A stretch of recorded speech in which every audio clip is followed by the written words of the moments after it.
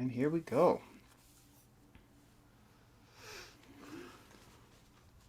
Hello, everyone. Welcome. Just give the waiting room a second to clear. So excited to welcome you all today. My name is Billy. I'm one of the Somatic Voicework faculty, and I'm just going to give you a quick overview of how Zoom works. I know many of you have been on one of these webinars before, but just in case it's your first time. Right now, if you're in gallery view, so you're seeing a lot of tiny little faces on the screen, you're going to want to switch over to speaker view. So up in the top right of the screen, you want to click view and then switch from gallery view over to speaker view. That should make my face really big up on the screen. You're going to see a little button that says chat at the bottom of the screen. I'm going to type hello in the chat right now. If you have any questions for Jeannie or the Somatic Voicework faculty over the course of tonight's webinar, please put them in the chat and I'll keep track of those because there will be a short Q&A at the end where we will go over those questions. But Jeannie asks that we just use the chat for questions because it's tempting to put our thoughts or ideas or observations in the chat, but just the questions because otherwise it can get a little distracting and we want to make sure that we're really paying attention. But without anything else to say, I'm going to pass it on to Jeannie. Thank you, Billy. Thank you so much. And thank you, all of you. I'm so happy that you're here. It's always such joy to see all the little pictures of people. We're all of us used to Zoom, but it's always when you confront that and you realize that we're dealing with people all over the country and all over the world. It's so exciting.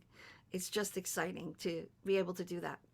So, we are going to talk to you about somatic voice work.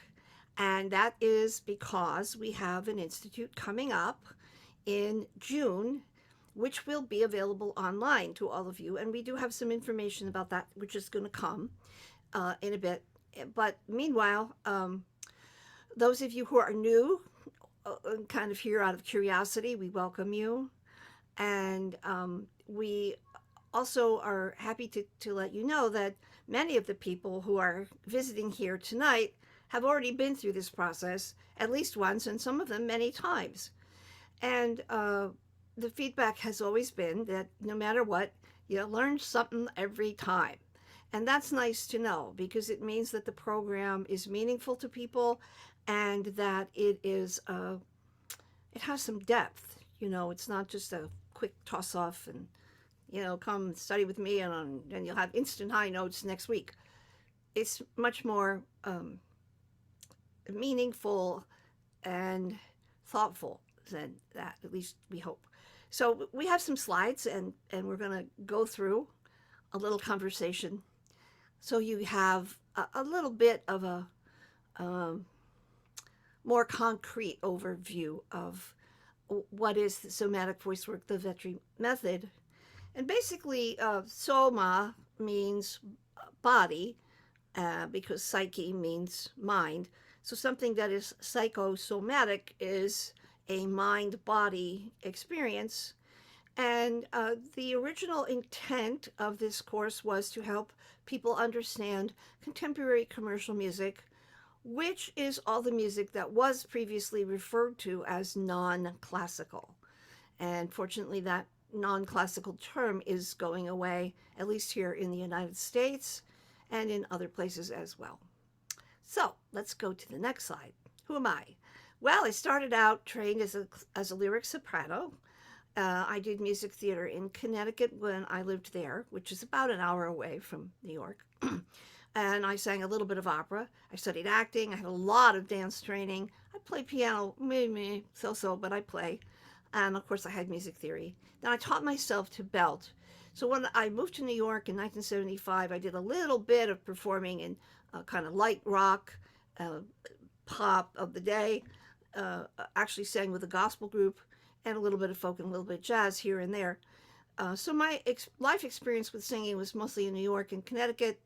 And then in 1978, I bumped into the Symposium Care of the Professional Voice, which is the senior and most significant voice science conference in the world. It used to be here in New York, it held at Juilliard, and now it's held in Philadelphia at a hotel every year at the end of, usually the end of May. If you haven't ever been, I strongly urge you to go.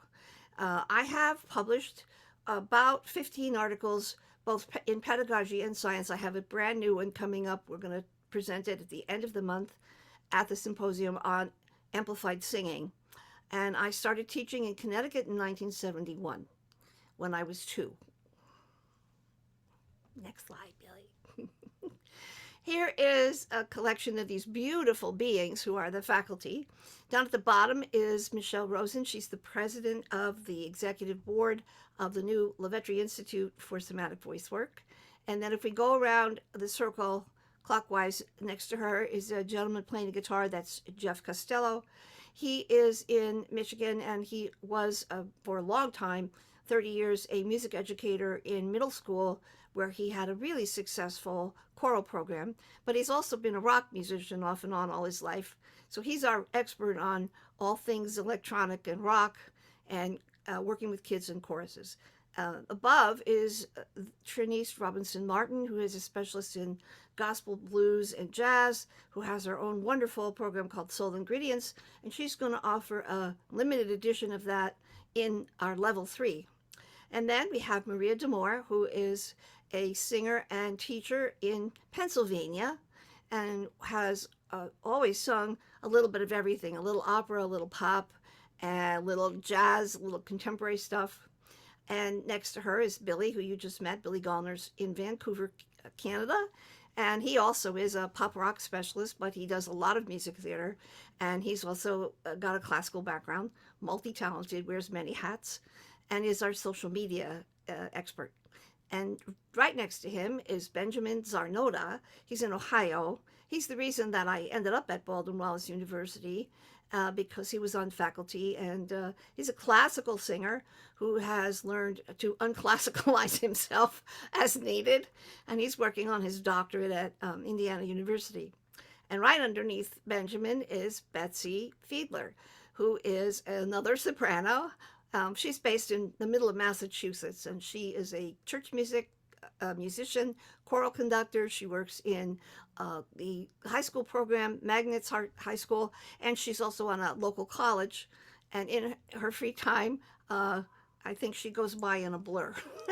She's a very busy lady. So that's the faculty. And then we want to let you know that somatic voice work, when we work with CCM, but also would apply to classical, psst, don't tell anybody, is based on vocal function. It uses voice science and voice medicine principles. We try not to use singing teacher jargon or language that only singing teachers would understand. And we do incorporate a lot of emphasis on physical and oral awareness. And I just want to say, vocal function is very objective. In other words, you have vocal folds. They open when you breathe and close when you make sound. When you swallow, your larynx rises. When you yawn, it goes down. You have a tongue, you have a jaw, you have a soft palate. Each of those things moves. How does it move? Where does it go? What happens when you make sound?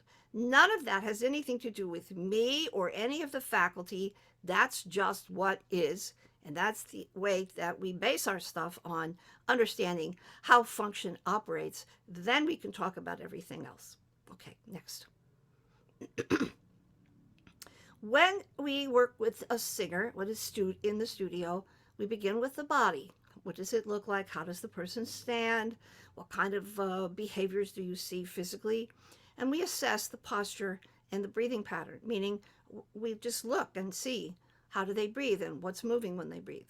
The physical assessment also could include, is this a strong, sturdy, kind of athletic person, or is it very thin, delicate person?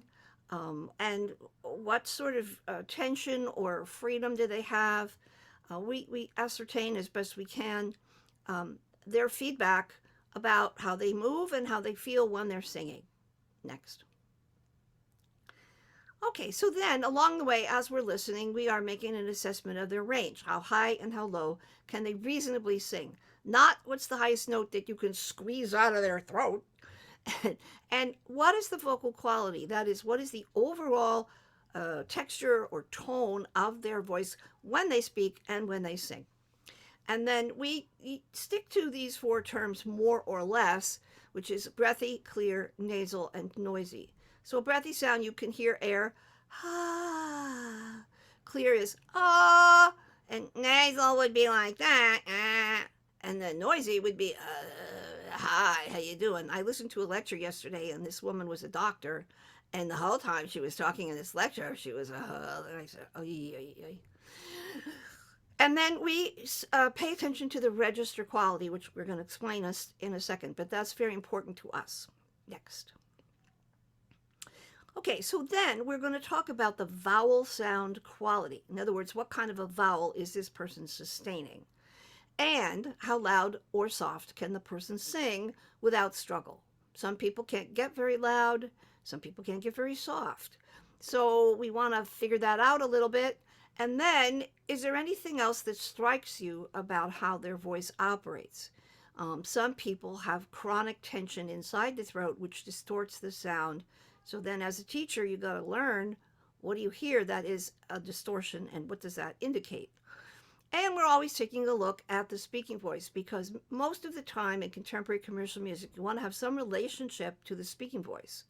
But lots of people who sing have never had any speaking voice training. So you could have a very big difference. And if you are a countertenor, somebody who lives in your falsetto, or your high soprano, if you live here and you're that's pretty far away from speech. So learning to go, hello, how are you? Hello, how are you? Is a necessary ingredient that some people either never had or have been programmed away from. And we do pay attention to that. Okay, next.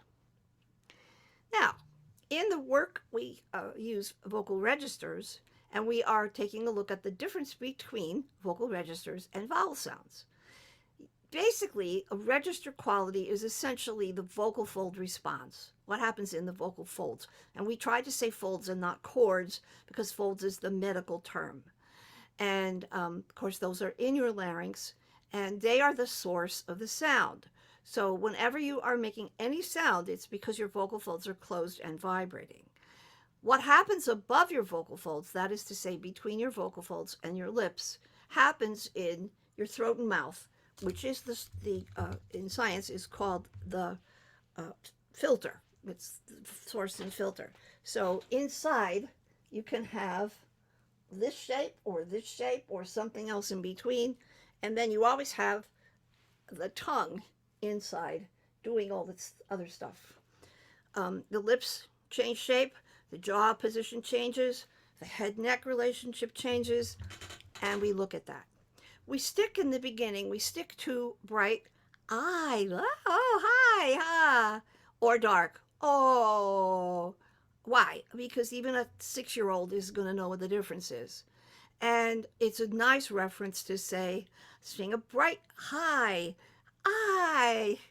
And that involves the face and the lips, and dark would be the other way around. Then we know that there's resonance in the sound, but I don't talk too much about it unless I have a classical person who is aware of it, and then maybe we address it a little bit. But most of the CCM styles are amplified electronically, and they're not depending on the kind of resonance a classical singer generates. And so we don't talk about it in a direct way. So in other words, we're not seeking resonance or form harmonic tuning or any other term like that. And we incorporate the psychological aspects of teaching as being equal to the other aspects. So in other words, we teach whole people, whole human beings, people who have feelings, people who have a past, people who may be in the present moment dealing with all of life's ups and downs. And we don't ask the singer to say, oh, now when you're here with me, you leave all of that alone and you just sing, because that's not real. In life, when things impact us as human beings, of course it impacts our breathing and our sound. So we try to be compassionate and generous. And obviously we don't dwell on all of that, but we acknowledge that it is a factor and we don't make believe it's not there. And that's important. Next. Okay, so I've already said a little bit about this. The register function is what happens in the vocal folds in the larynx. And yes, if you get with a voice scientist, they can be very, very picky about very small stuff. But we are generalizing. And that's because for teaching purposes, that's enough. So register change occurs in the larynx, in the vocal folds, and you can both hear it and feel it. When you're singing it, you feel it, and when you're listening to it, it's a quality. This gives us excellent clues as to what's going on in the vocal folds and also allows us to be able to determine what kind of a vowel is going to emerge. They are interfacing, but they can be separate. And the more you understand how to listen to separate those components out of the oral picture, the easier it is to pinpoint issues that arise. Next. Okay, so the CCM music is, as I said, primarily related to speech. In voice science, speech has the name of thyroretinoid dominant because that is the main body of the vocal fold and that is what is closing and vibrating. I stuck to the use of the words chest register because those are the ones that I learned first and they're still out there being used. But people refer to it as a lower register, a chest voice, chest resonance, chest tone, speaking voice quality. That's all kind of this different ways to say the same thing. We ask that singers learn to sing in something that is a mix of chest register and head register, which is the other quality. CCM sounds depend upon the use of the speaking voice most of the time. So the speaking voice should be healthy, strong, flexible, and comfortable when used in a vigorous way. So you need to understand what that means.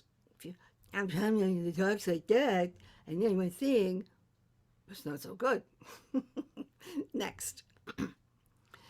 Okay, now the vowel sound happens in the throat, in the space between the vocal folds and the lips, throat and mouth together as a bent tube, and that's called the vocal tract.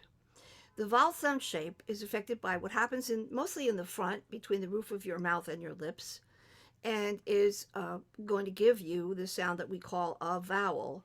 But the position of the jaw and the tongue, the mouth or lips, and the space inside the throat in the back of the mouth, which you don't change deliberately, especially in the beginning, affects what we hear as the vowel sound quality. And we do use the bright vowels, ah, and the dark vowels, as beginning markers of the auditory, the auditory expression of those vowels. Next. Okay, now once we get to a lesson or to practicing, we have broken things down into modules. And the first module is relaxation. So that is the moment where the student comes in and maybe they were at a rehearsal or they were running late and they had fallen behind in their day schedule and they're all over the place. So we take the time to deliberately relax and feel the body standing on the ground and just really focusing on letting go of everything except being present in your body, breathing. And that is relaxation. Out of that, we do simple vocalizing, up and down, something not too loud, not too high. I'm going to cough. Sorry. And that takes us into module 2, extended behavior. Now, this is where we do all the funny things. We work with corks and straws, and we stick the tongue out, and we lift the head up, and we sound like bratty kids, and we sound like Santa Claus. We do all kinds of behaviors that extend out from normal behavior. And of course, we do them with the idea that we're trying to be comfortable, ask the student to do something unusual but in a comfortable manner. And then after we've done that for a while, we go to the balance part, which is where most traditional voice lessons would start, which is we do things for musical purposes, running up and down, loud, soft, mouth open, mouth closed, like just singing. You run the flag up the flagpole and see if it flies. So you run the voice doing whatever exercises you do that covers a wide variety of things. And then you would move to usually singing a piece of music. But you might also work on text because a lot of music theater students have to learn about the interface between their singing and their speaking. I'm going to cough again. Hate that. Like a glass of water. All right, next one. Now, we spend a lot of time talking about listening. What is functional listening? It is beginning to be able to say, what is the voice and what is the voice doing? They're different. What is the voice has to do with the anatomy somebody has. So if you have a small framed person and they're going to have a small vocal tract and small delicate vocal folds, that's going to make them more like a flute or a piccolo.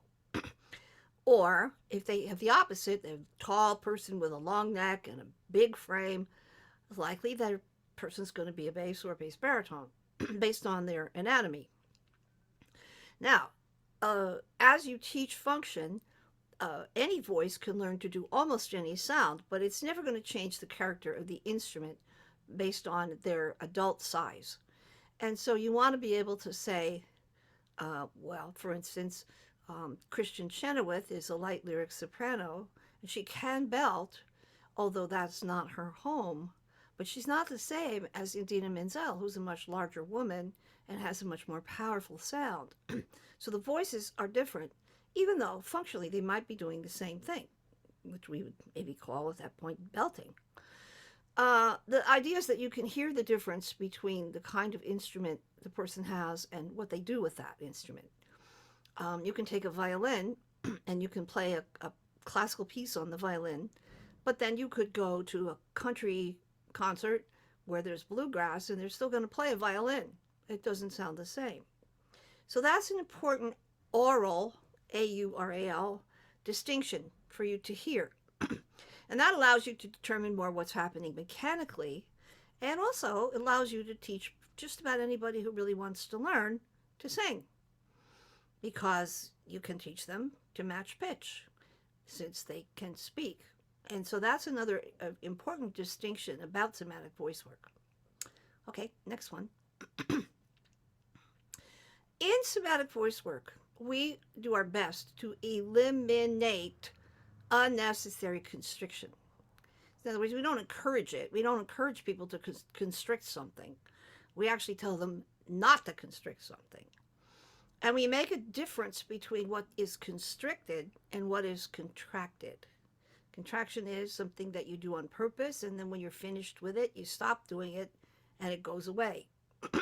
This is an important principle of muscle tone in the whole body. So there's a difference between doing something that you aren't used to and kind of straining to do it, and conditioning the body to do something so that it can respond in a stronger way without extra tension. This allows us to create good vocal function that is freely done. So in other words, a person is doing it, they know they're doing it, it feels comfortable and good to do it, and then when it's done, they stop. And that's how you are able to go from one kind of style or one kind of sound to another. We try our best to keep the terminology we use clear, and we try to be specific in our corrections in an honest and compassionate manner, but that's also truthful. So I have no made up terms in somatic voice work. I did not create any words. The words that we use come from voice science. They come from the music marketplace and from traditional vocal pedagogy over the last several hundred years in classical singing. Okay, next. All right, so when we're working with a CCM voice, we want to know a little bit about the style a person is going to sing or they want to sing. Now, when you're working with a child, they may not have a clue. When you're working with an adult beginner, they may also not have a clue. So that is as needed or as desired. You are going to start with the idea that you don't know what music they're going to sing, so you train them as an instrument first. Then you have to compare their vocal abilities with whatever music that they want, and you have to adjust for children, for teens, for young adults, mature adults, and seniors. Seniors. Meaning that you have to have reasonable expectations for each of those groups And of course, within them, there are always unique exceptions. But we don't want to train a child to sound like an adult. And if we're asking something from a teenage voice, there may be nothing wrong with the fact that they can't do certain things because they're teenagers. And that's up to the teacher to understand.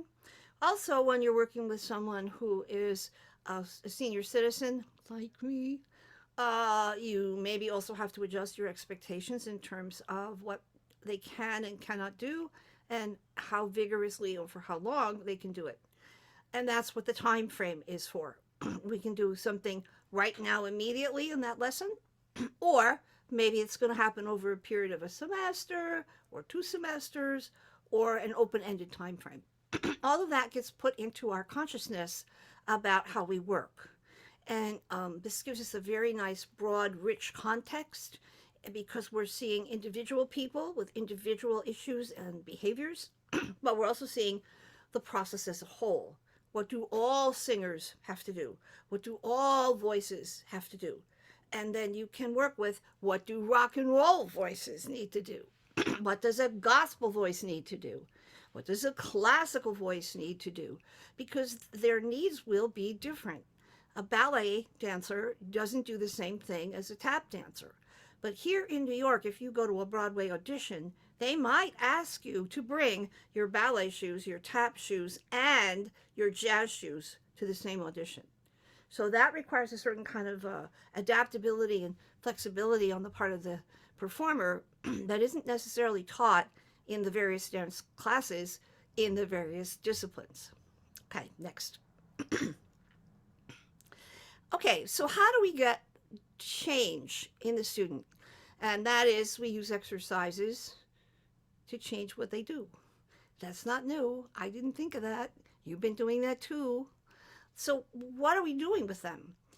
And we are working toward helping the student come home to their own body and their own voice in a way that feels satisfying and that can address his or her voice or their voice and goals. We want to help the singer develop greater awareness of their sound, their sensations, and movability or kinesthetic movability. Next slide. We call the default position the sound that would come out if you didn't warm up into some special particular response. So right now, if I were singing, I'd be singing to you from here. This is where I'm talking to you from. That would be my default. But when I used to sing classically, that would be really far away from where I just was. And today, for reasons known only to my body, I seem to have a lot of gunk in there. But such is life.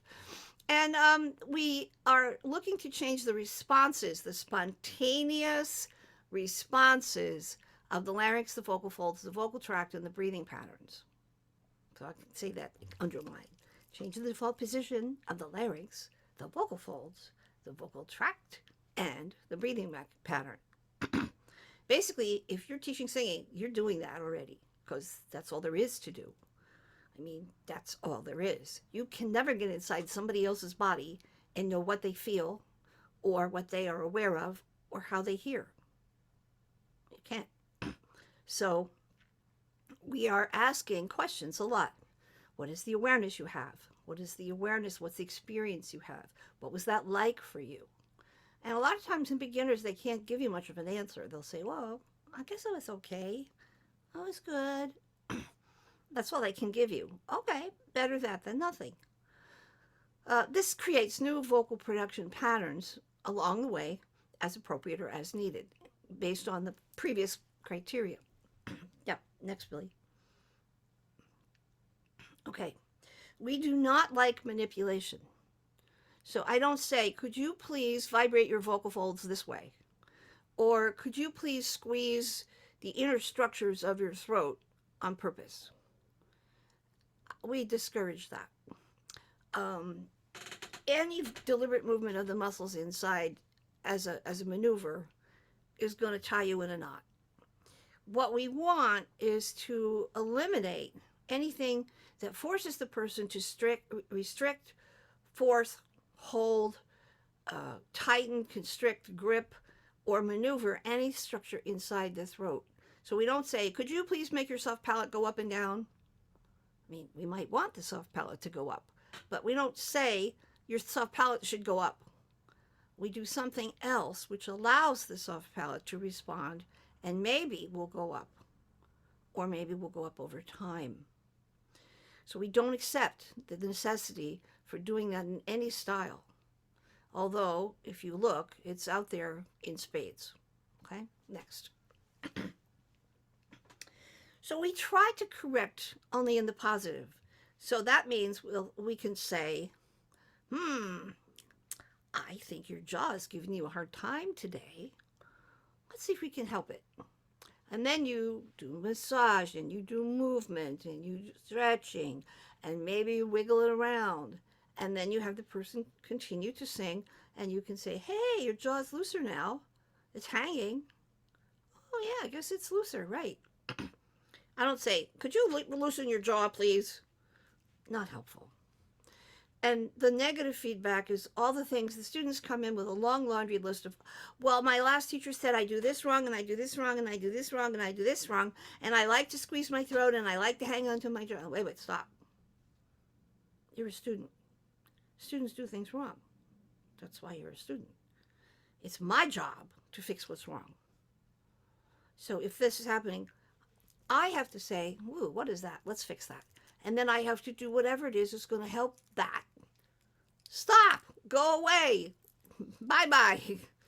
So the person can say, oh, well, now I don't feel it anymore. I say, well, yeah, because the exercises we just did helped it let go. Oh. Sometimes they say, oh, gee, I never made that sound before. Then you know you really did your job. Because if you can get somebody to spontaneously make a sound they've never made, you have taught them something. Think about it. Instead of telling them all the things they do wrong and then say, well, don't do that. That's not teaching. That's just bad news. Okay, so we ask a lot of questions. We check in with the student. And if the student says, I feel this or that, I accept it. I don't try to talk them out. Oh, but that's not what's happening. Oh, you're just a student and you can't tell, but this is what's happening.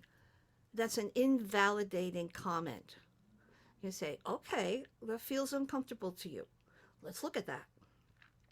Let's see if we can make it less uncomfortable. Oh, I don't like the way it sounds. Okay, that's valid. Let's try some other stuff, and maybe when we come back to it, it won't sound so objectionable to you. Or, well, I agree with you. That doesn't sound very good. But it's temporary. It's not a permanent place. We're not going to live there. You're not going to sing there. It's just an exercise. So would you be okay in continuing to do it for a little longer? It doesn't hurt, right? Oh, no, it doesn't hurt. I just don't like it. Okay, you're allowed to not like it, but let's try it anyway. See, and you don't have to disempower your student or tell them that what their experience isn't valid. It is always valid. Okay, next. Now, nobody, including me, knows everything about singing, about the voice, about any of the feedback. So we certainly want to be able as teachers to say, gee, I'm not really sure. Let me get some information and I'll get back to you. And then we have this wonderful network of a Google chat room with over 1,000 people. And we get to ask questions about vocal health and allergies and medication and students with specific problems and issues, and then answers come in from all over the place. And we have doctors and speech pathologists there who will help us understand something that's coming up. Or you might get one person that has this experience and another person that has that experience for the same problem. So you get a variety. In fact, we just had this, just this past 2 weeks, we've had discussions about the impact of sleep apnea and CPAP machines on singing. Different opinions by different people. It's very valuable, and there's no sniping. Nobody's being nasty. We do sometimes disagree pretty strongly, but not in an unprofessional manner. So we always know that it's okay to ask for help. If I don't know something, I go to my colleagues who are laryngologists or speech pathologists or speaking voice teachers or researchers, and I say, there's a question on our Somatic Voicework chat room, and I don't know how to answer it. Can you tell me? Blah, blah, blah, blah. And so I'm getting answers literally from the highest level people in voice on the planet. I finally worked my way up to that level. So you're not just getting it out of my mouth, right? This is very important. And we go slowly with some respect for the process. But in every lesson, you can get, in fact, even in sometimes in a master class, I get pretty significant change. And that's good. Then we might have to tell the students how to practice. I think that that's something which is individual. Mostly they listen to their lesson recording, but not always. So that's up to you as the teacher to determine how should they practice, what should they practice, and what feedback do they have to give you about practicing. And then if they get really stuck, I think it's nice that you can answer their email or their text or even talk to them on the phone so you can give them a reassurance. Yes, that's correct. I did tell you to practice that. It's okay. It's giving you trouble. Then avoid that until you see me again. That's also part of like a responsibility as a professional teacher. If I go to my doctor and they put me on medication and I have a violent reaction, I want to be able to call the doctor and have the doctor say, okay, stop the medication right away, blah, blah, blah, blah, blah. Right? That's a nice dynamic. Next, here comes another cough. So if we do all this, then we're hoping that it becomes a healing modality. It makes a better unity between the singer and their voice and their body, between their mind and their body. The neurological pathways between the brain, the throat, the body, the breath get reinforced and deepened. And between the singer and the teacher and the singer. So I'm going to try a lozenge. It's awful. It's so embarrassing. I'm not sick. My students often become my friends. Maybe that's terrible, but it just evolves over my work with them. I learn about their lives, their partners, their kids, their grandkids, their families, what they do, how they are. We get to know each other. And I tell them about my life because I'm a person. It's very important because the world needs us and what we do. The world needs us to sing. Billy, put my sound off. Let me clear. Yeah, so what Jeannie's talking about right now is that, you know, in somatic voice work, there's like a huge emphasis on being a healing modality. So we can do pretty amazing things when we're working with singers, because when somebody can actually come into their voice and sing in a way that is free and easy in ways that they never thought was possible, not only will that enhance their career aspirations as a singer, but they'll also begin to trust their voice and their instrument in a way that is quite remarkable. Between the mind and the body, because again, when you can trust that your body is going to run, that can be pretty amazing. I have the wonderful privilege of working with many extremely high level performers. And when somebody can trust that their voice is going to work for their 8 shows a week in a musical, and trust that they're going to be able to belt those high notes, and no longer is worried about taking a role because it might fatigue their voice, fatigue their body, or could they even do it? It's a pretty amazing situation to be in as a teacher. And obviously between the teacher and the singer, because then we can use our power to actually help people, empower people with the skills that they need to go out into the world and be successful, whether that's the most elite levels of professional singers and somebody who's just doing this because they have a love or a passion for singing. And then obviously between the singer and the world, because then they're empowered to take things on and, you know, run away with things. It's pretty amazing. All right, and Jeannie, I'll just unmute you. Give me 1 second. All right, Jeannie, you just have to unmute yourself. It's sort of like what you don't want to be, as an example of what I just did today. It's nice. Oh, we right? all have days where we cough a little bit. Anyway, I hope you'll forgive me. I don't normally cough that much, but anyway. So we have the institute coming up in June. Normally it's in July, but this year it's in June. And we also have in this picture just above my head and Michelle's head, Dr. Anita Kozan. She is a speech language pathologist who is a specialist in working with the trans and non binary voice. She has years and years and years of work with that for speaking and singing. And then we have up above Maria and Jeff, we have Dr. Claudio Milstein. He is our vocal health specialist, and he's in the Cleveland Clinic. It's one of our most highly respected medical clinics in the country. And he is a fellow in ASHA, that's the American Speech and Hearing Association, and he's at the top of that profession.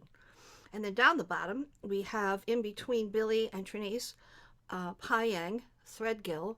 Pyang is an Alexander technique practitioner, and she's the best. She's terrific. But she's also a singer, a singing teacher, a composer, a dancer. She's a multifaceted person, and she's a mom. So she brings a wealth of knowledge to her bodywork lecture. And then, Billy, I would like somebody other than me to talk about the medical lecture and the Yeah, speech and the pathology. medical lecture that's happening in level 3. So just above Michelle on the left, you'll see that's Dr. Bryson. And it's going to be co-taught this year between Dr. Bryson and singing voice specialist, speech pathologist at the also at the Cleveland Clinic. Her name is Michelle Aceta, and the two of them are going to be co-teaching this amazing medical lecture. So you'll get in level 1 you've got Dr. Claudia Milstein, and then in level 3 you have that co-taught 3-hour medical lecture. So it's pretty comprehensive and amazing. One thing that's also happening during level 3 is originally when we were in person, it was just going to be 2 sort of like really busy days, but we've added on a 3rd day for the online version where you'll have the option of participating with Dr. Anita Kozan's vocal pedagogy for trans and gender non-binary voice users, or Dr. Trinice Robinson's soul ingredients, and whichever one you don't watch in real time, you can watch after the fact. For any of the levels, if you are looking at this and going, oh, I'd really like to do it, but I have a scheduling conflict on this day or that day, we do have a version for people to do in a time zone adjusted format, or hypothetically, it's just like it would be 3 a.m. your time doing the Institute. You have 48 hours to watch each day's video. And there are breakout sessions that we have in level 1 and level 2 where you get a chance to interact with faculty and you actually explore the work hands-on, doing some singing and some teaching. And we have those available in the time zone adjusted format as well, so that it works around your schedule. And so just know that you have that option, and it's pretty amazing. And then I'll put the link in the chat, and yeah, so pass it over to you, Jeannie, to Okay. The breakout sessions are very important because in level 1, level 2, you have small groups where you get to work one-on-one with a faculty, and you work on what's a chest register sound, what's a head register sound, what's a mixed sound, what's a bright vowel, what's a dark vowel, and how do you combine them. And then in level 2, you do that again, only you're helping somebody else do it. So you become not the student, but the teacher, and the faculty person guides you. How do you get somebody else to do this? So it's very hands-on. It's not just theory. You don't just read about it in the course materials, and you don't just listen to somebody else do it. You do it because that's how you will make it valuable to yourself. And I realize for people that don't have a lot of experience, it could be terrifying to think I just learned it 2 days ago, and now I'm going to teach it. But we understand all that. This is really just a chance to stick your toe in the water and see how much did I understand this. Maybe I thought I understood it, but I really don't. A lot of the work is about changing your thought process, about the whole experience, about teaching and getting somebody else to understand what you are conveying. So communication skills. When this work is done successfully, each person gains tremendous control over their sound and tremendous freedom and tremendous variability and good solid vocal health practices, but they still sound like themselves. Every single one of my faculty does sound, they don't sound alike. They all sound individually like themselves. And that is extremely important to me because we all know that some of us have played the drop the needle game. And when we used to have a recording with a needle, it's so funny. Well, that's gone. Anyway, they put that down, and with 3 notes, Oh, that was Sinatra. Oh, that was Ella Fitzgerald. Oh, that was Pavarotti. Oh, that was Billy Joel. We recognize right away the distinctiveness of the voice. We never want that to go away. We always want to say, that's that person sounds like. And unfortunately, a lot of kids, when they come out of a certain kind of training, they all want to sound like that. They think this is the best way to sing because it's cool. Or they have this fry voice thing and that's cool. Then you don't know who it is. Could be anybody. That can't be good, right? People who rely on the microphone to sing loud may never learn to sing loud on their own. Well, that's the whole point. You should be able to sing loud on your own without having a problem. So there's still an acoustic element to the training. And then whenever you have a session where your students' eyes light up, oh, I didn't know I could sound like that. Oh, I didn't know I could go that high. It's so worthwhile. And they go away having a whole new experience of who they are as a singer. And what could be more wonderful than that? So everything that I formulated here came out of my own life experience. I didn't go through a traditional vocal pedagogy training in college. I did go to college for 1 year, but I didn't like it. So all the rest of the stuff I've learned over the years, I've learned from this one and that one and this place and that place and over here and over there. And then I got, through the Voice Foundation, I got to encounter all the most amazing scientists and doctors, and they did some research on me. So the compilation of material here is like that. We have a little bit of everything. It's kind of like a big smorgasbord of information. And it was very important for me to present you the vocal health information, although it's much more available now online than it was when I wrote the course materials in 2002, which is great. But unless you have somebody guide you through the process, you may have no clue what you're looking at on a YouTube video, or you may not know how that applies to you. And no matter how good the teacher is, the reason I don't have a lot of merchandise, a lot of videos and things, buy my book and then you can learn how to sing. No, you can't do that. The only way to learn how to sing is to sing and to have somebody listen to you and look at you while you're singing and give you feedback. So if you have students that, oh, I bought this person's tape and I sing with that, it's like you went to McDonald's. We don't do that. So now I hope I'm going to work with two singers so you can see me apply this and have them be the demonstration models for the application of somatic voice work. And I'm gonna, they haven't worked with, well, one of them hasn't worked with me before, and I don't know where we're gonna go, but we'll find out, all of us together. So I'm gonna start with Krista. Hi, Krista.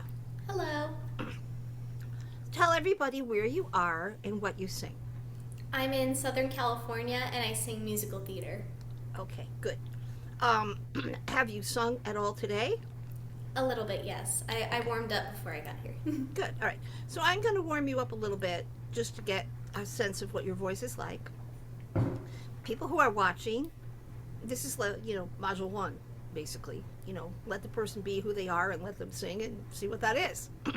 So, Krista, do a little bit of a 5-note scale on E and at a comfortable volume level. So, E.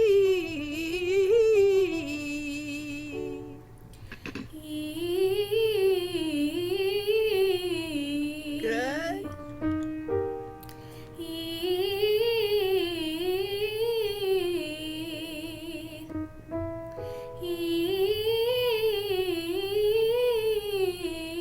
Now that's all right. Go on this way, but make sure in between you give yourself time to breathe. Take some air. Okay.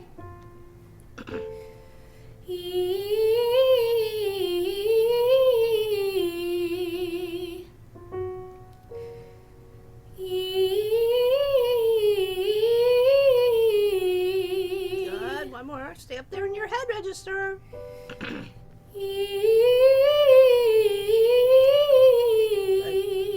Okay, so now we're going to stay as heady as we can.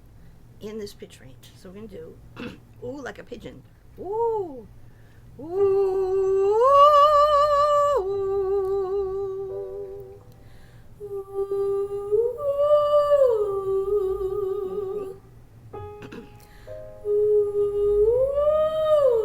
Good. Now, Krista, as you go higher, drop your jaw a little bit. Ooh.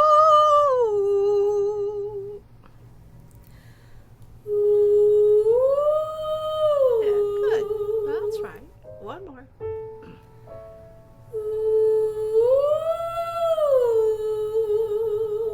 Good. Come back down.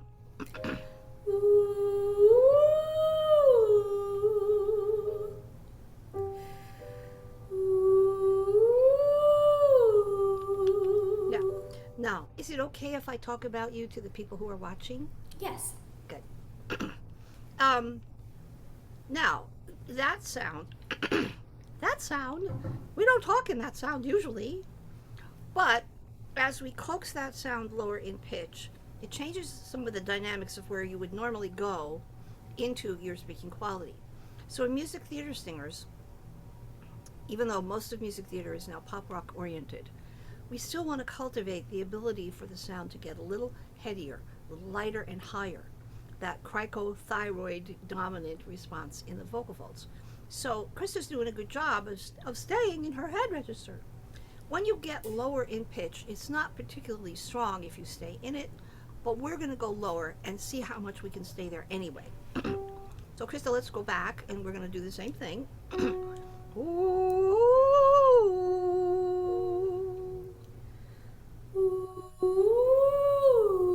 Good. That's it.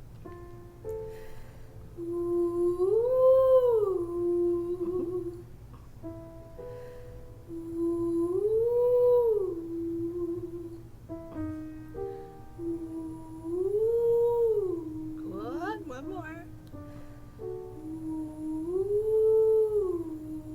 Good. Okay. Now we're going to take some of that head register energy position into your low notes. So we're going to do an exaggerated sound. I usually call it spooky monster, Santa Claus, foghorn. But basically, you're going to go down there. Oh, it was a dark and stormy night. So you're going to do, oh. It's not loud. It's probably on the 1 to 10 scale, a 3. Okay. So do that and see what happens. Could you do it for me one more time? Sorry. Mm-hmm.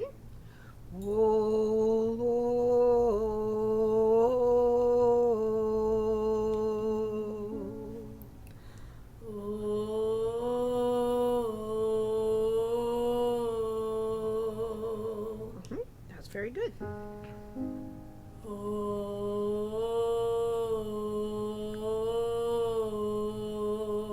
Good. One more. Let your jaw drop a little bit. Open your mouth. Good.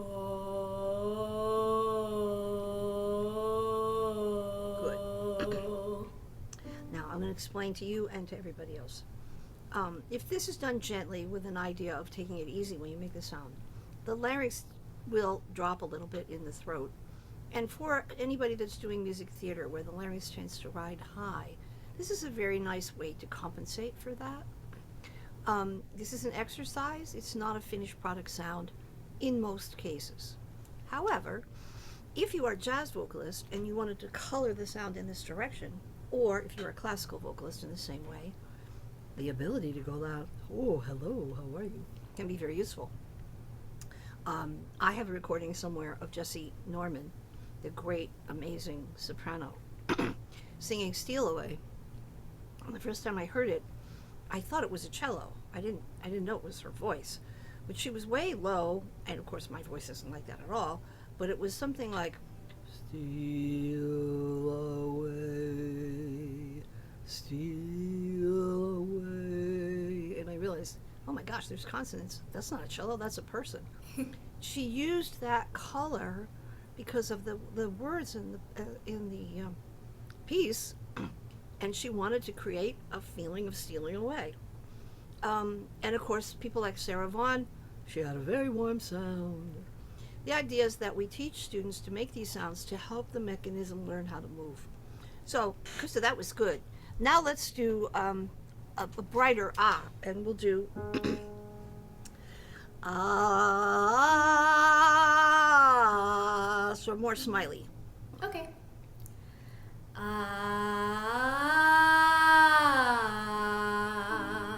Good. Ah. Good. Ah. Okay. Now I'm going to talk about this again, Krista. A lot of classical peoples never make this sound because they're taught that it's spread or it's too harsh. But this is an exercise. So you need to be able to get that sound to come out of your throat. Krista's doing it very well. She's not struggling.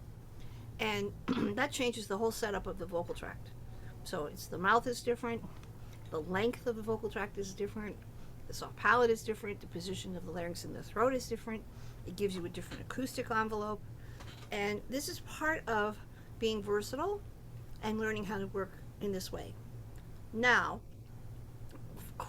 register quality wise, this is a little bit more in the speaking voice quality. Not hugely so, but it's on that edge. Okay, so it's good to hear that, right? Ah. Ah. Good, one more. Ah. Mm-hmm. Ah. Right, now there's a little bit of noise in the sound. Do you hear it? Yeah, I heard it there. Okay, so we're not going to worry too much about that right now, but I want people who are watching to understand there's noise there. In learning how to sing on a slightly chesty dominant quality, sometimes noise happens. As long as it's not real loud, you're not going to worry about it too much, okay? Yeah. The other thing I forgot to mention in my talk was that we use props. So we use corks of different sizes and straws. We are aware of helping a person learn a different behavior through use of a prop, and then when we get the behavior established, we take the props away. So sometimes, in this case, that smiley face thing is something that people have to learn. Krista, let's go up now and let's do across the break. Ah.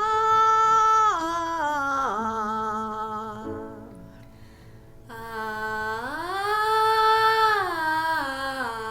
Good. Now on the way down, if you're not careful, the position inside is going to drop a little, and then you'll be slightly under the pitch. That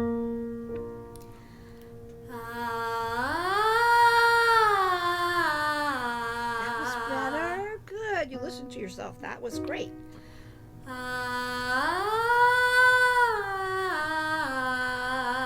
Okay. Now, is that really hard? No, it's not. No, it doesn't sound hard. Doesn't look like it's costing you anything. Right, it doesn't feel like it. Right. So you've made this sound in your lessons before, right? Mm-hmm. Because she's working with Hillary Mayberger, and she's one of my faculty. So, of course, this is not new to her, and you should know that. But this is one of the defaults we ask people to learn, and we label this kind of generally as mix. Now, I would like to try, Krista, running a little further with this on staccatos. So these are like, it's really like, literally like laughing. Ah! So we're going to do, it's an octave and a half. Krista, this pattern is something you have to get used to musically, so let me play it for you again.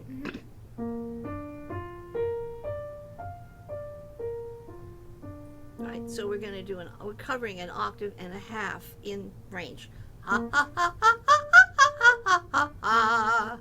See what happens if you try that, and if you get lost, it's okay.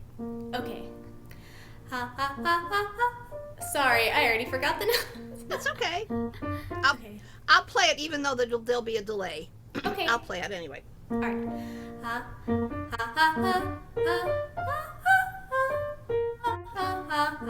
Yeah, you go.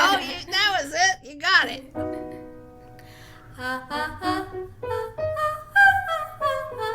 Sorry. It's okay. The first one is an octave. Okay. Yeah. That's an octave. And then there's the next part is the beginning of that again. So it's like yeah. That's what we've done. We've put them together. Yeah. Ha ha ha ha ha. See if you can find it. Okay.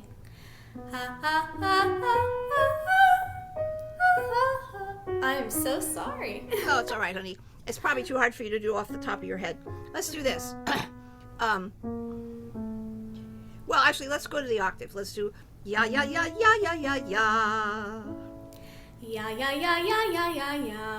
That's it. Yeah.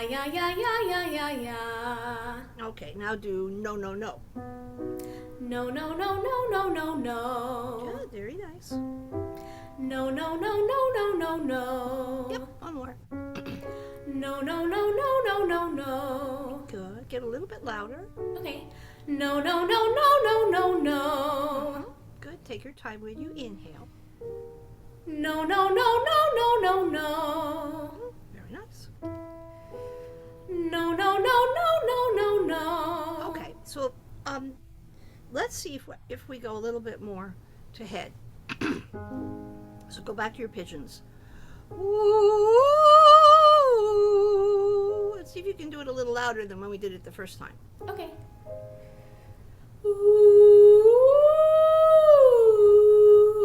Okay, so since that's good, let's do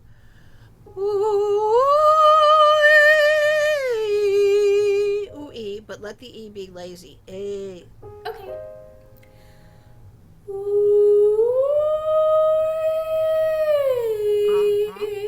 That's fine. One more.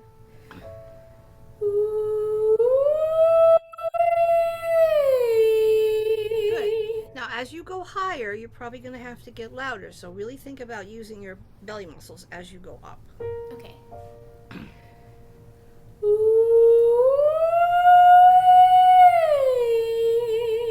Good. Now, can you just do the whole thing on E?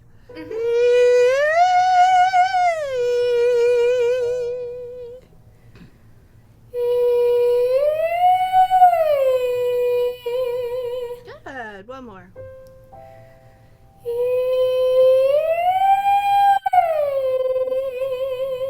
Good. Now sing ah, just ah.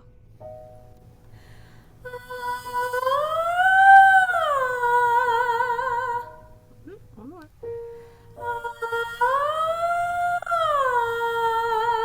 Good. So when you go up, that was the high note was F. You have to think in your mind that you're more surprised on the high note. Oh, I didn't know. Because that way you'll get a little more stretch in your soft palate. Okay.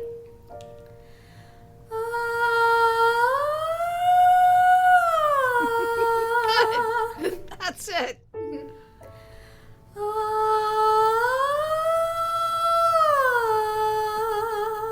Good. Now, we could do this for longer, but all of that you're doing is good.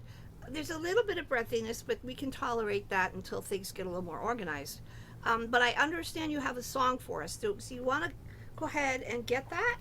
Yeah. Yeah, I emailed Billy the sheet music, and I plan on singing it a cappella if that's okay. Sure, of course that's okay. Okay.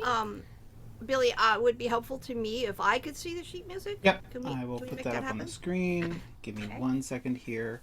I finally stopped coughing.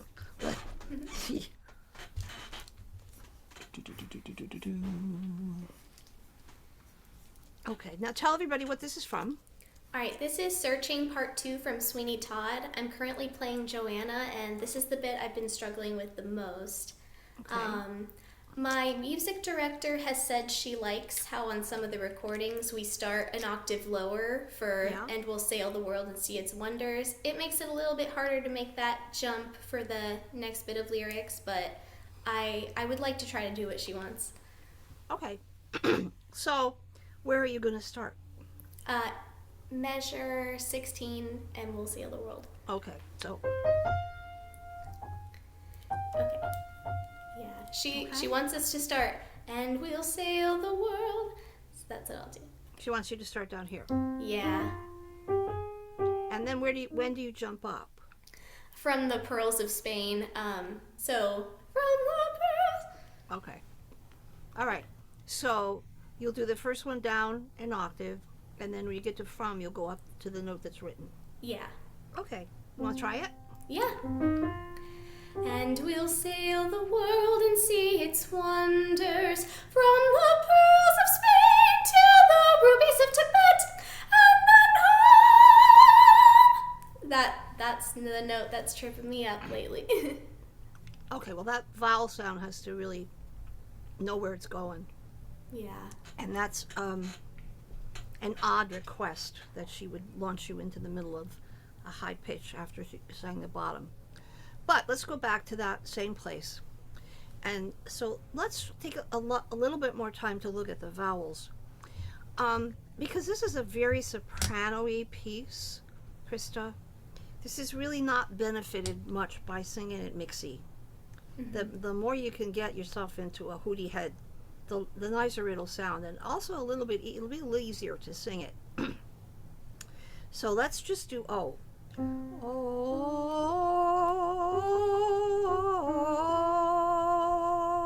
but the O has to sound like, oh, I didn't know. Okay? Okay. And it not mezzo forte, but just mezzo, easy, not too loud. Okay.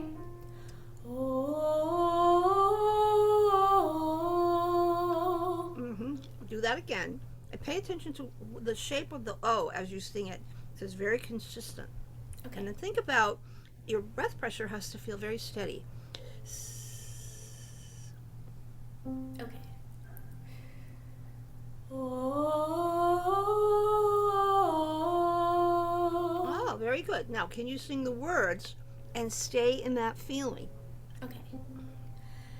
And we'll sail the world and see its wonders. Good. Can we sing it more as if it were all one long continuous sound? Okay. And we'll sail the world and see its wonder. Dragging yourself from note to note. Okay. And we'll sail the world and see its wonders. That was good. Let's do that again. And we'll sail the world and see its wonders. Right. Now, if we broke this down into like micro thoughts, when you sing anything where you're sustaining, and it doesn't mean you have to sustain it, but we're looking at what's going to help the higher part. So we have the first vowel is and. So we open that up, and really we don't sing and, but we're going to sing, we don't go sing and, but mouth open. And. So just do and. And. Right. Then the next one is an E vowel, right? So I. Do that. Do it again. A little louder. So then there's a little register movement there. That's nice. Now the next word in English is a diphthong. It's an and an I. So we're going to sing the first sound, the Sa. Just sing sa. Okay. Sa. Right. And we'll sail. And we'll sail. Right. Now the word the is a schwa, but we're going to make it more of an ah. So the world. And you want the world, the R of world, not to be too obvious. So world with your mouth open. Okay. So, and we'll sail the world. Just do that. Okay. And we'll sail the world. And see its wonder. And see its wonders. Right. So for people watching, this is how you teach legato. We don't talk that way. We don't talk that way. That's not how we talk. So if you ask a student to sing more on the line or sing on the breath on the line and sing more connected, that doesn't mean anything to them. Why should it? So this is what I broke down for Krista.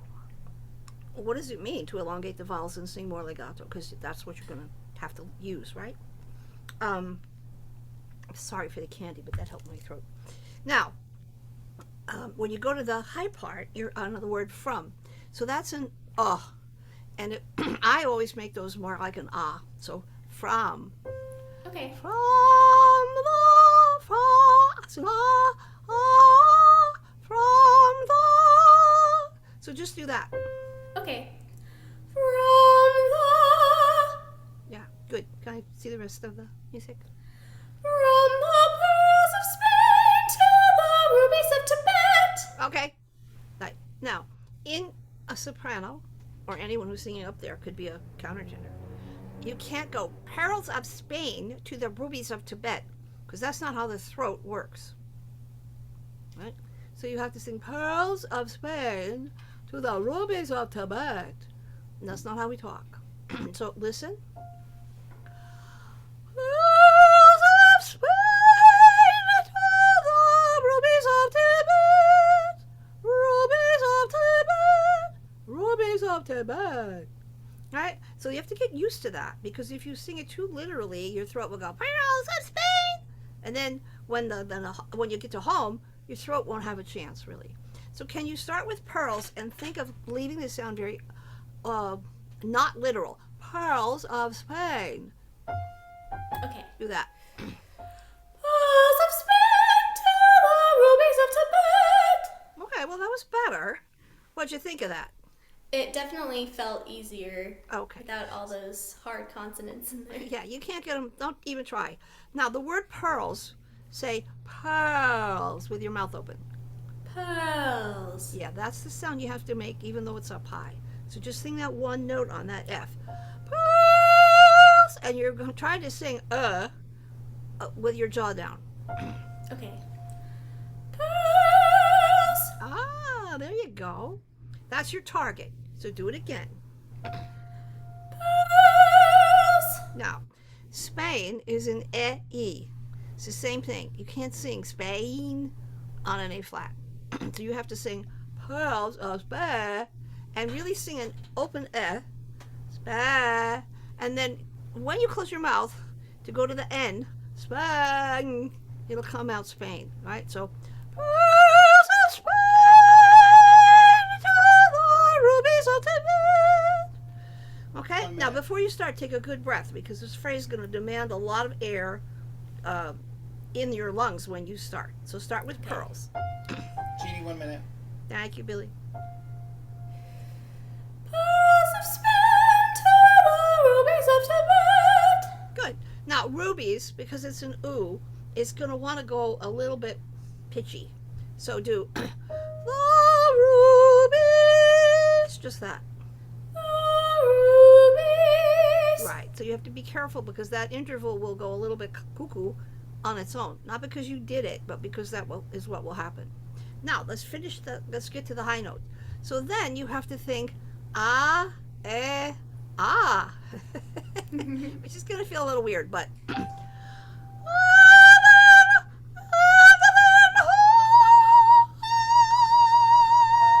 that's actually an ah up there. So sing ah and then home.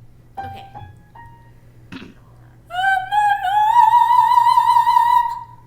Yeah, that was good. What'd you think of that? It felt a little tight on home, but it was better than before. Right. It might be a little tight. We could live with that. It'll get better. The hard part is the and. This is on the G. Try it again. Breathe first. Okay.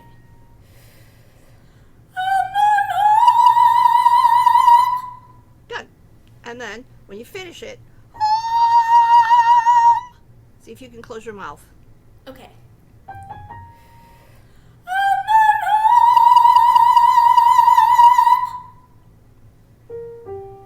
Someday. Excellent.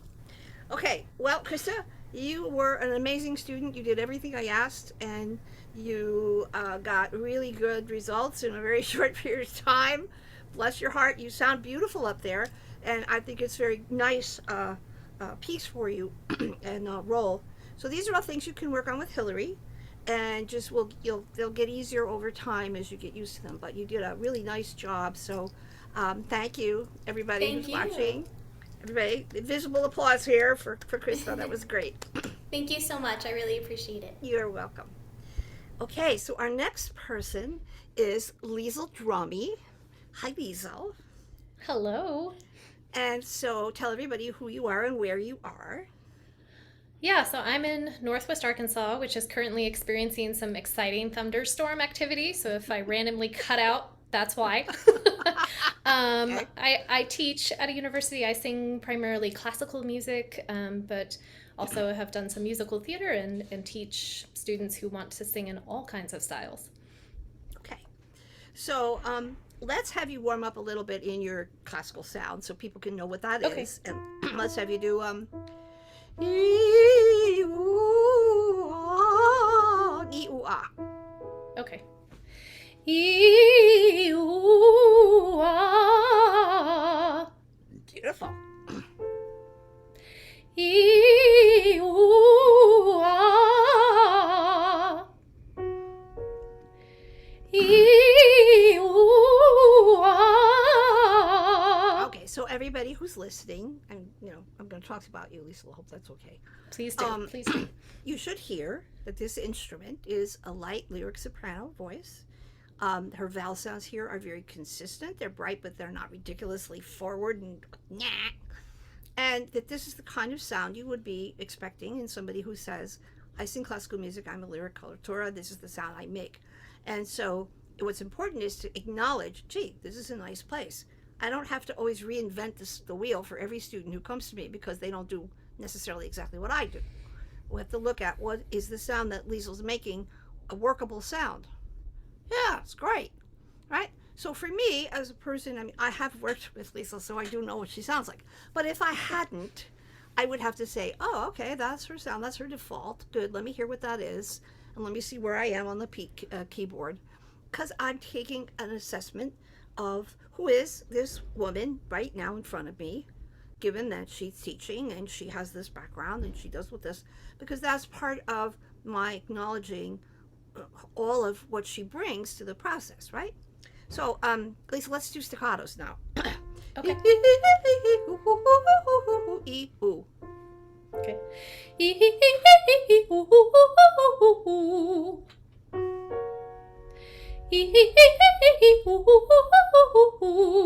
Nice.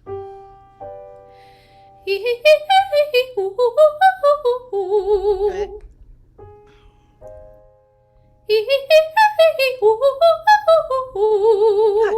Okay. Now, if you were going to warm yourself up in your classical sound, what's one other exercise that you would do? I might do something that's legato and maybe like or something like that, just to extend the range a little bit. Yeah. So let's see what that so people can hear. Go do it again. Yeah.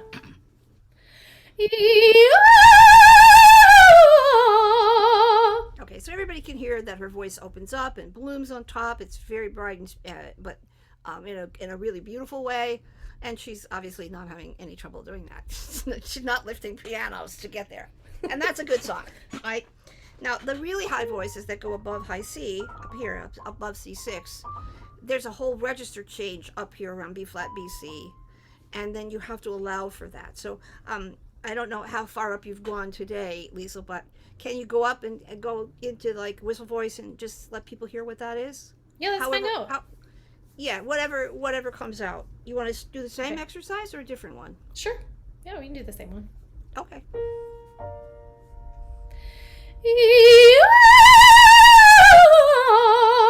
Yeah. So turn around the top. Do a dominant 7 chord. Uh-huh. Okay.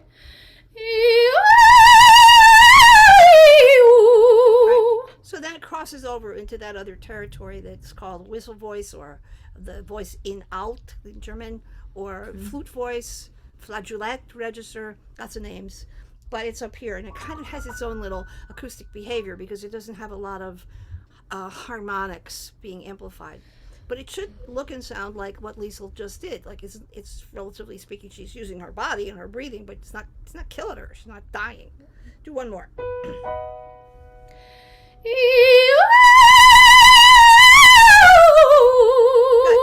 Now, if you notice, when she goes all the way up, she has to change her mouth position. It goes with the pitch. So this is not, you must have your mouth here and you must keep your larynx down. No, you have to do what the instrument wants. You have to accommodate it. Otherwise, those notes don't come out, right? So on the very high notes, that brightness matters. So that same thing happens somewhat in the middle. But Lisa, let's go away from that. So now people can hear that you can, you're very high, happy there. Let's go lower. So this will be moving in the direction of speech. So we'll do... Okay.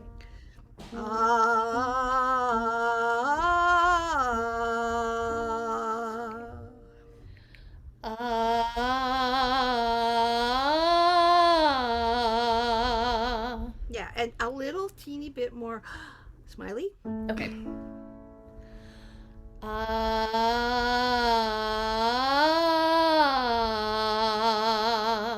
Yep.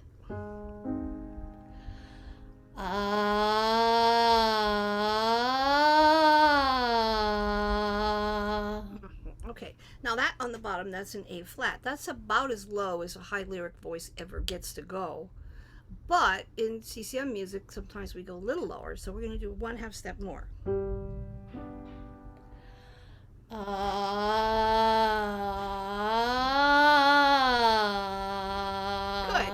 Good. All right, so now let's walk up a little bit and do gla.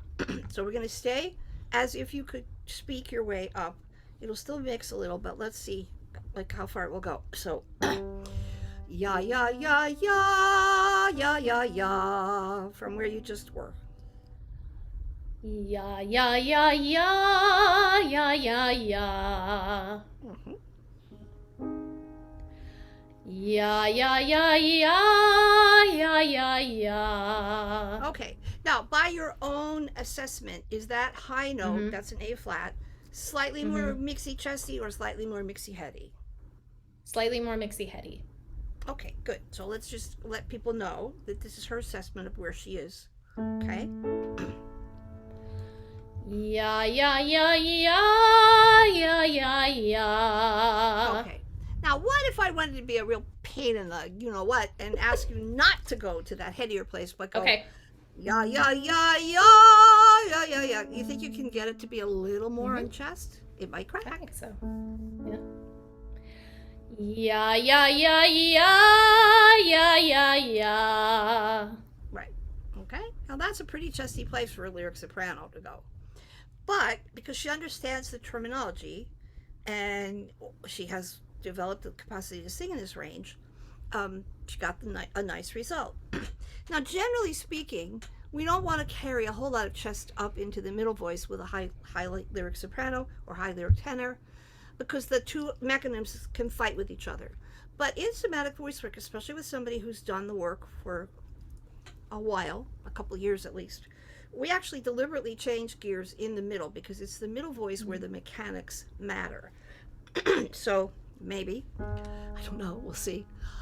Ya ya ya ya ya ya ya ya ya ya ya ya. So I did one chesty and one kind of, I wanted to get, I had your mix, but of course my throat doesn't do mix anymore, but you see if you can go up one on the chestier mix where you just were, and then one up more to the heady mix.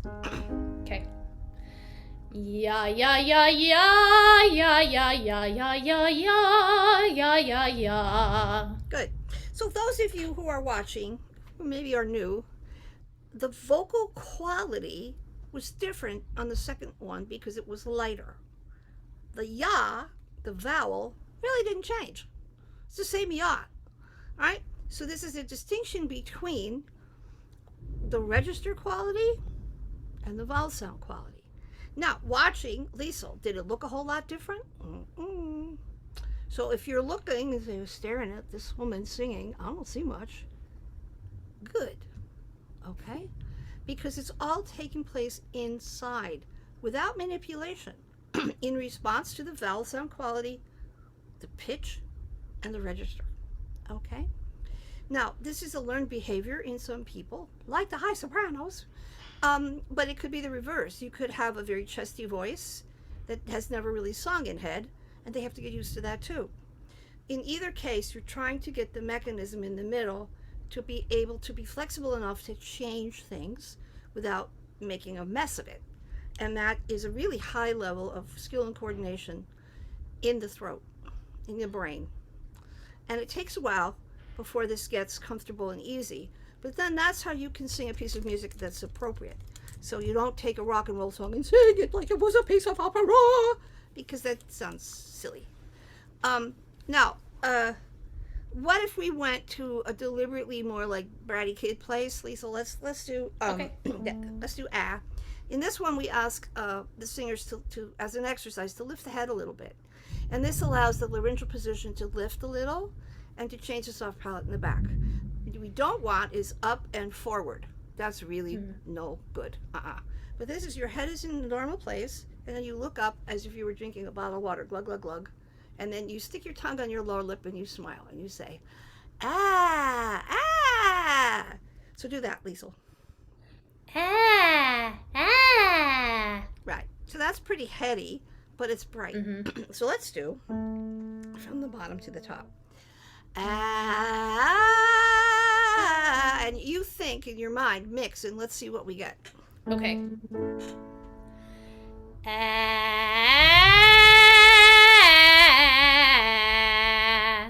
Okay. So that's pretty chesty there, yeah? Yeah, I don't know. Do you want less chest? No, it's good. I like the fact that it's chesty. I want people to know that you can do this and you're not going to die by doing it, right? Right? So let's do one more. Yeah. Be comfortable. Try not to worry about volume too much. Okay.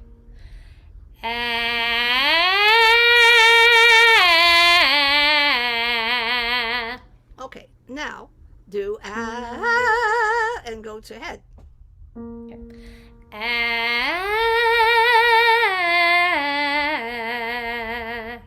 Okay. So now this is a very different vowel sound. It's not really a very warm sound. It's kind of got a lot of high and not much low. So, but we have that word like happening. It's happening. What do we do with that? We can't go happening. We're not British. But we also don't want to go happening, because that really doesn't work. So this is the combination that Liesel's doing of both the vowel sound quality and the register quality, right? Now, Leisel, what about, oh no, I have a helicopter. Great. Thunderstorms, helicopters, coughing. This is quite an adventure today. It's the end of the world. Did you plan on singing anything? Yeah, I brought a classical piece, if you wanted to hear, if that's useful, to hear part of a classical piece. Okay. I sort of like to continue to work on a contrast so people can hear. Yeah. And I would love to hear your classical piece, but also like them to hear something that's more music theater-y. Have you got something? I could do Hello Young Lovers. Do you want to hear a little of that? Well, but that's also very legit. If you got something that's a little more contemporary. That's a good question. I could find something. Yeah. Well, you can think of something that would be more in the middle, more like. Okay. I usually suggest this to people who are learning to go in and out, because it's kind of not too much, but I'm gonna wash that man right out of my hair. I'm gonna wash that man right out of my hair. That's speaky, but it's not, and it's not a huge big belty thing, but it's not, you can't go, I'm gonna wash that man right out of my hair, because that wouldn't work. That would not work. It doesn't have to be that, but okay. Yeah, I'm not sure I have that one. But I could do, like, I'm trying to think of something similar. I think you and I have worked before on If I Were a Bell. Yeah, that'd be I okay. could do a little of that, which would be a little bit more in the middle. Yeah, okay. That's good, actually. Okay. So this is a music theater sound. It's not quite full classical, but it's legit-ish, but it has a little more opportunity for the mix quality to show up. I could start right at the beginning if you want. That's fine. Ask me, how do I feel? Ask me now that we're cozy and clinging. Well, sir, all I can say is if I were a bell, I'd be ringing. From the moment we kissed tonight, that's the way I've just got to behave. Boy, if I were a lamp, I'd light. And if I were a banner, I'd wave. Ask Perfect. me how. Perfect. So, Krista, did you hear what she just did? That's exactly what you were working on that we just did in Sweeney. All right? And this is it's a good image for you to have in your ear because exactly where she does this is speaky, but not overly speaky. And the soprano-y, but not operatically soprano-y. Yeah. Now, Leisel, I'm going to ask you to do deliberately do a little more ask me how do I feel, little me with my quiet upbringing, just a little bit more on the chesty side. Okay. It might not work, but let's try it. Ask me, how do I feel? Ask me now that we're cozy and clinging.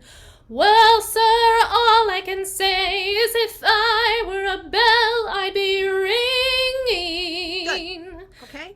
Now, that's shades of color.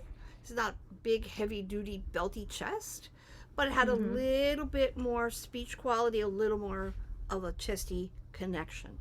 So, in other words, the vocal fold behavior was a little different. It's not a huge, big difference in the breath pressure either, although there is that. Okay, and that really, we don't deal with that right away. We deal with that down the road a bit. Now, what classical piece did you want to do? I have Apparition by Debussy. Okay. Get back to it. And I sent the sheet music to Billy if you wanted to take a look at it. Yeah, I would like to see it. So, Billy, I'm going to start on page 21.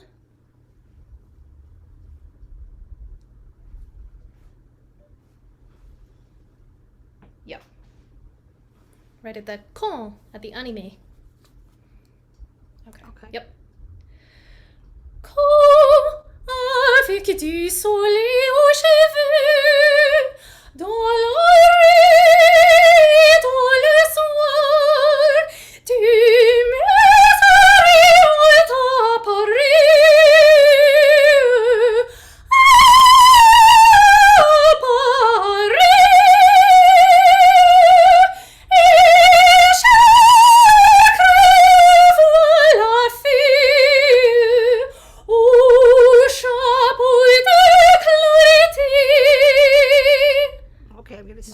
That was beautiful. So now I'm caught. Do you want me to work on this as a classical thing with you, or do you want to just leave it and then we'll go back and contrast to the music theater again? What would be interesting to do? Ooh, it's up to you, really. I think either would be interesting to me. What do you feel like? Okay, you want to so this is another case of you want to be able to. Oh, Billy, don't take the music away. You want to be able to connect this a little bit more. Okay. Yeah. So it would have a little more feeling of the phrasing being a little more give and take, like more rubato, even though it's not really rubato. But if you do up, it gets a little bit stiff. So if you start with con, avec du soleil aux cheveux, so that you think of it as avec du soleil aux cheveux, avec du soleil aux cheveux, instead of avec du soleil aux cheveux. It's too precise. Okay. So just do that, do con, and then do that next phrase and think about making it a little more connected. Yeah. Avec du soleil aux cheveux. Okay, good. That's already better. But I'm going to break all the rules and say, don't give me so much consonants. Avec du soleil aux cheveux. Avec du chaud. Okay, Okay. really, you can bring the consonants in again after, but I'm more interested in keeping the tone going, and I want you to think of Mm. making this as warm as you can. Mm. Ah, oh, the soleil au chaud. Okay, so not so bright. Okay. Quand avec du soleil aux cheveux. Go on. Yeah, yeah, that was different. What was that like for you? It was nice. It was more like interior, like Mm-hmm. easier to feel Mm-hmm. the nuance of the phrase. Yeah, that's how it sounded too. So then, Mm. when you're here,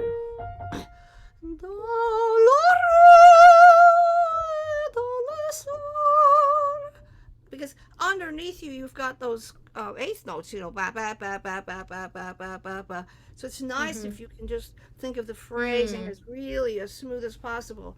And okay, yes, we want the consonants, but not instead of the quality of the tone and the beauty of Yeah. your sound first. Okay, Yeah. so can you do from Dans la Rue? Mm-hmm. Dans la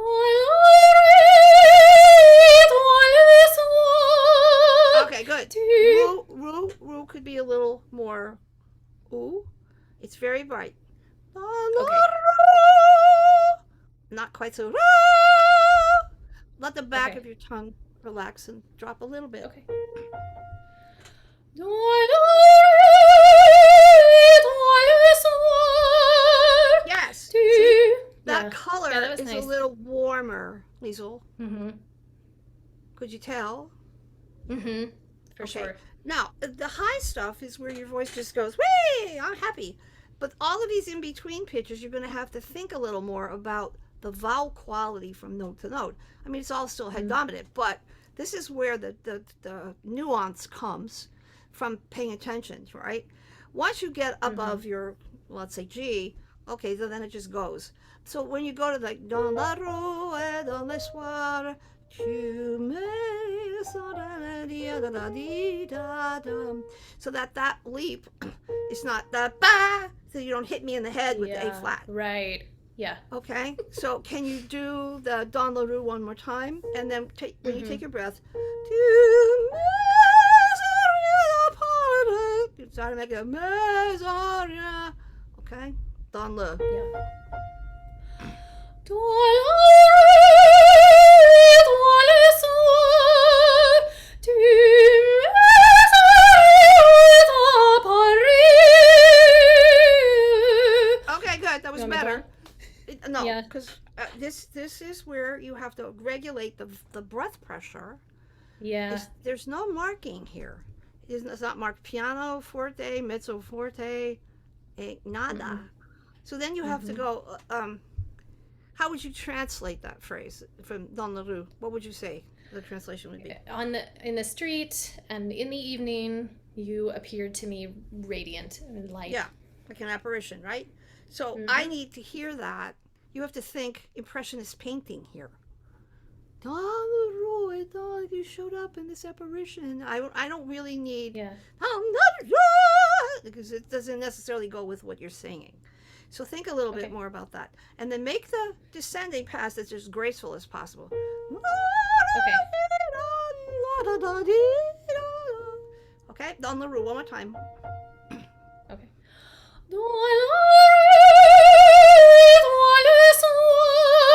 Easy, easy. Yeah. Yeah. I can Yep. feel it like that. Yeah. And I think don't it's from the crescendo and that like the crescendo est toujours plus animé, right? And so it's building, building, building, and I'm Yes, feeling yes, that. but you can save some of that for the next Yeah, part, yeah. which is going to go even Right. further. Right? So can you do the tu mais en rien, tu Yeah. me, and let the me be open. Tu mais en rien, tu Yeah. mais en rien, tu mais en rien.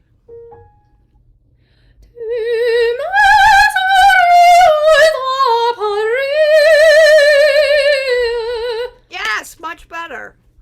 Okay? Yeah. Then I really have a phrase, I have a line, I don't just get a lot of sound. I mean, it's great that you Right. can do that.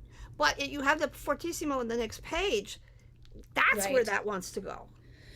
Okay? So this is a little bit of a, give and take, and thinking always Renaissance, not Renaissance, Impressionist painter here, and how much can you paint those colors, and then as the you're building in, the apparition, and then then it explodes. All right, now let's go back and do. Let's cross out of this. Let's put this way. You can let that go. And now I want you to go back to the chassis or mix on the bottom. So think speech, right? But warmer, slightly darker. Hello, how are you? Ya ya ya ya ya ya ya ya ya. Ya ya ya ya ya ya ya ya ya. Good. So what I want everybody to hear is, even though she was flying up in the stratosphere, and we had lots of wonderful response for us to change some of the colors and the nuance of her phrasing. Now we jumped out of that and we came down here, and we went from California to New York, and throat-wise, and she's still okay. Okay, and she didn't lose her capacity to sing in her classical sound. She just added this other behavior where her throat went, oh yeah, that. Right? So let's just stay there. That was good. Let's do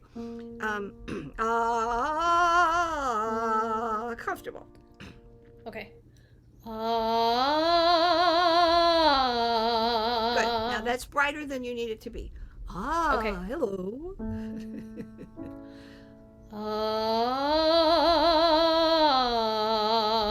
Good. Now let your head come up a little here so that you're not sitting on anything. That's it. That's the one I'm looking for. That's the one I'm looking for. That's nice. It's chesty, but it's warmer.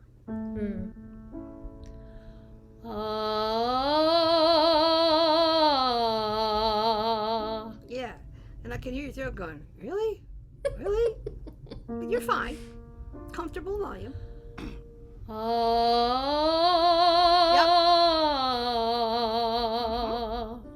Hello, how are you? Right.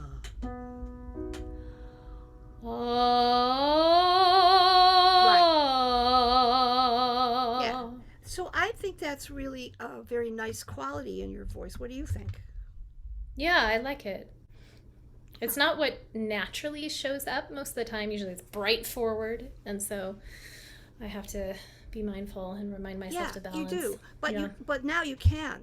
And so this is another aspect.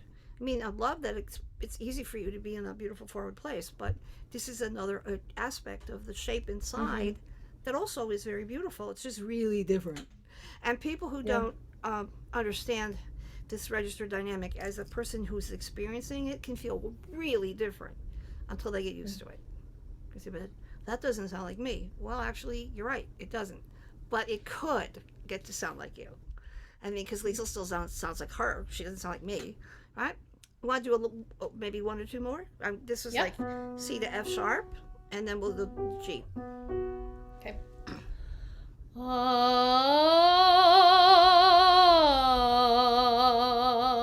Good. Now be careful about your head. Don't tuck. Leave your head to move. Yeah.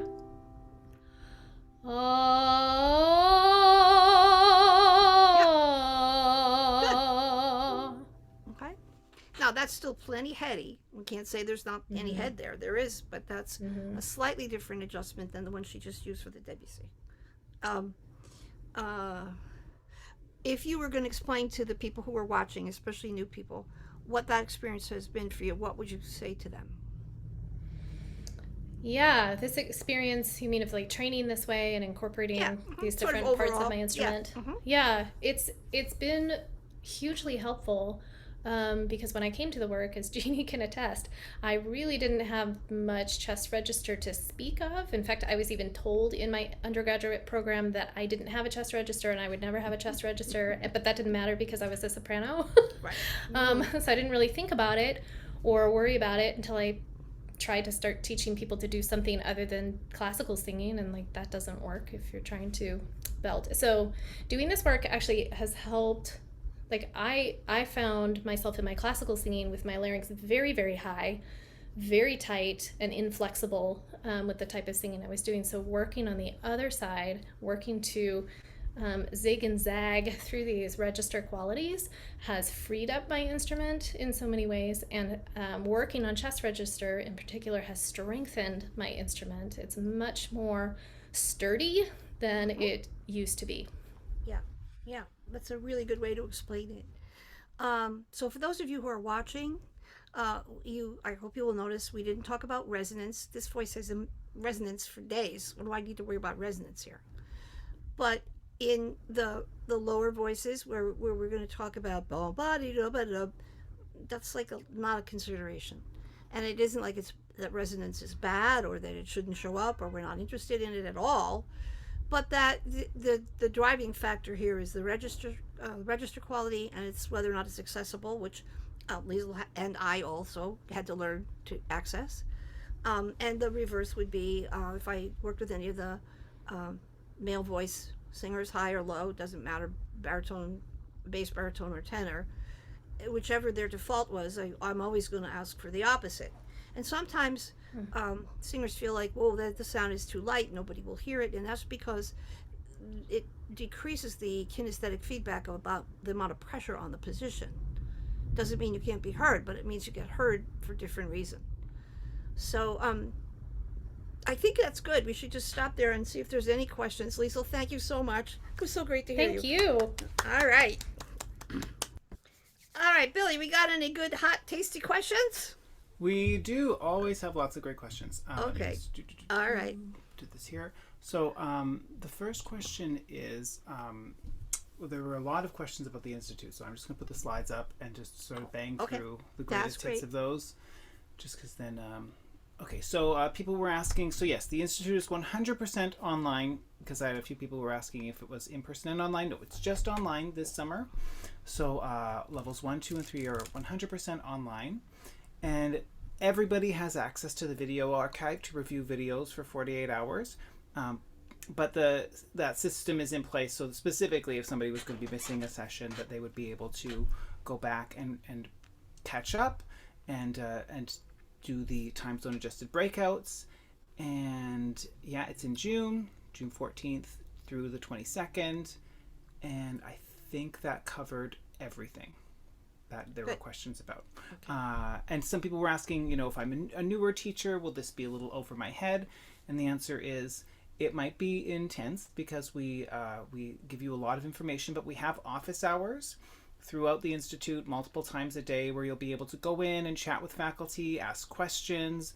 There's quite a bit of resources and reference material, so you'll be able to read and catch up and learn more about the things that are newer to you. So it is welcoming in that way. That's for sure. Yeah, and the test, which you have to take a test to get the certification of attendance, is an open book test. So you can go look in the course materials. You can go to an office hours and say, I don't understand this question. What should I say? And you'll get help, because we're not interested so much in passing the test as we are in using the test to help you digest the material. So it's as user-friendly as we can get it to be. And you don't have to compete with somebody else at all in any way. But like Jeannie just said, do not stress about the word test, because it's a collaborative learning tool. It's not like this is a test. No, not at all. Okay, what else have we got? That's great. There are always lots of questions about, how this would be different if you were working with a man's voice. Yep. Mostly pitch range, but even not so much that. The function is this function. The vocal folds closed and vibrated. They don't really care what gender expression you are. If you excised a larynx and you walked into a hospital and there was a larynx on the table of the lab, unless you were an extremely experienced observer, like maybe a laryngologist, you wouldn't know from looking at it whether it was a male larynx or a female larynx or a transgender larynx, because it looks the same. Same as you wouldn't know, is this an African American larynx or an Italian larynx? There really isn't such a thing. There's not that. You would just know that it was a larynx, and you might know whether it's a big one or a little one if you compared it to others. So when we're working with the male voice, when I work with the male voice, Billy's a good example. Billy is a high voice. He does a lot of pop rock stuff. He also has a very substantial chest register. So we worked a lot up and down, up and down, up and down to smooth all those places out so that he could sing in the music he really likes and be okay. But then, should he have an occasion to, I don't know, do a wedding or something and they want some classical thing, he knows how to recalibrate his default to sound more appropriate to the music by doing certain warm-up exercises in certain positions and vowels and pitch ranges until the instrument goes to, oh yeah, you want me to go there, okay. The main difference is a really low voice is mostly chest dominant, and they only have a few notes where they might mix. But in music theater, commercial music, there aren't a whole lot of male voices that are really low that are out there in the world. We used to have, we had Sly Stone, and we had Barry White, and country music we had Tennessee Ernie Ford, but most of the music rides high. So the voices that can get lighter and stretch up through that mix and stay in that high position, generally speaking, do better. And so over time, as I do webinars and I teach, you will see me work with men, and we'll talk more about how this gets applied in a different way. But functionally, the break is the break, transition is the transition, and the mechanics happen in the middle range of that person's voice. So you have to know about that in terms of the pitch default. Okay. That's great, Jeannie. Is there ever an age when somebody is too old to work on exploring cross-training? So if somebody was wanting to explore CCM, but they've got more of a classical background, or they've got more of a CCM background, they want to explore something a little bit more classical, is there an age where it's like, oh, no, too old, things are stuck? Not as far as I know. I mean, I have worked with quite a few people in their 60s, even their 70s. I've even worked recently with a woman in her 80s. The body responds to exercise. A lot has to do with the person's attitude. It's helpful if they have had technical training in the past, functional training in the past. But this is where the time frame matters. Is it possible to cross-train this person and then, in 2 months they're singing everything from metal rock to Mozart? No, you can't do that. That's not realistic. So we do have appropriate boundaries. You can sing anything you want, but you can't sing everything you want.